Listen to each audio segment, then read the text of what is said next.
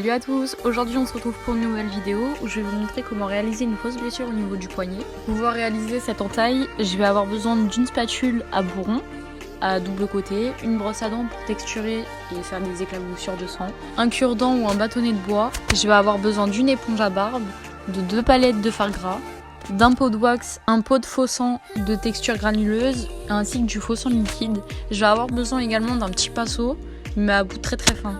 Pour commencer à réaliser ma fausse blessure, je vais commencer par prendre ma spatule à bourron et prélever de la wax que je vais mettre entre mes doigts pour former une petite boule et ainsi mieux l'appliquer sur mon poignet. Sur cette étape-là, n'hésitez pas à bien vous appliquer, à prendre votre temps, à bien fondre la wax avec votre partie de votre peau. J'hésite pas à bien passer avec la spatule, j'hésite pas à lisser avec mon doigt.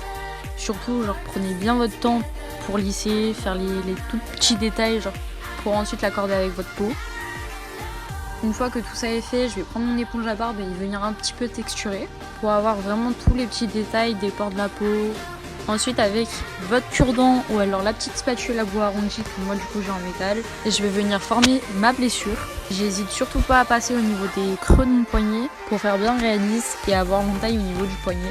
Ensuite, je vais venir prendre mon pinceau fin et je vais venir prendre ma palette à fard gras. Je vais prendre le noir et le passer dans le creux pour avoir un effet de profondeur. Une fois que j'ai appliqué mon noir pour avoir l'effet de profondeur dans le creux de mon entaille, je vais venir essuyer mon pinceau avec un tissu propre ou alors un mouchoir. N'hésitez surtout pas à nettoyer votre pinceau pour éviter de mélanger toutes les couleurs en fin de compte. Une fois que tout ça est réalisé, je vais ensuite prendre la couleur rouge, la plus foncée pour avoir un effet de dégradé. Je vais venir le dégrader justement avec le noir pour insister au niveau de la couleur de profondeur. Et je vais ensuite faire un dégradé avec un rouge beaucoup plus clair. Surtout n'hésitez pas à un peu dépasser au niveau des rebords, ça va faire un petit effet plus réaliste. Avec le faux sang qui va se rajouter au-dessus, dans tous les cas ça se verra pas. Ensuite, au niveau du faux sang, je vais venir prendre le pot de faux sang granuleux. Et avec une petite spatule ou alors justement le cure-dent ou le bâtonnet en bois, en l'occurrence pour moi, je vais venir prélever de la matière et l'appliquer dans le creux de ma blessure. Le faux sang granuleux, c'est ce qui va permettre de faire un effet plus réaliste dans le sens où ça va faire une blessure qui sera là en profondeur, qui aura séché un petit peu. N'hésitez surtout pas à mettre du faux sang, que ça soit granuleux, liquide, c'est ce qui va permettre en fin de compte de réaliser la fausse blessure.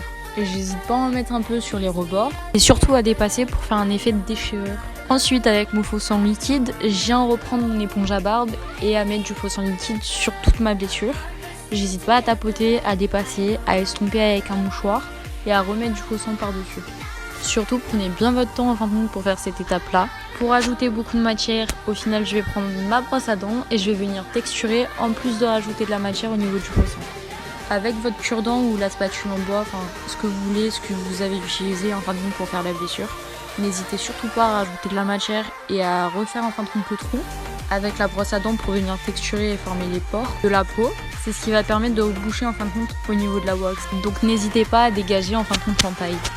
Pour ensuite, je vais finir par ajouter du faux sang liquide. C'est ce qui va permettre à la blessure de faire un effet frais, comme si on venait de me couper la main. Libre à vous après d'en mettre un peu partout et n'hésitez pas à faire comme votre convenance.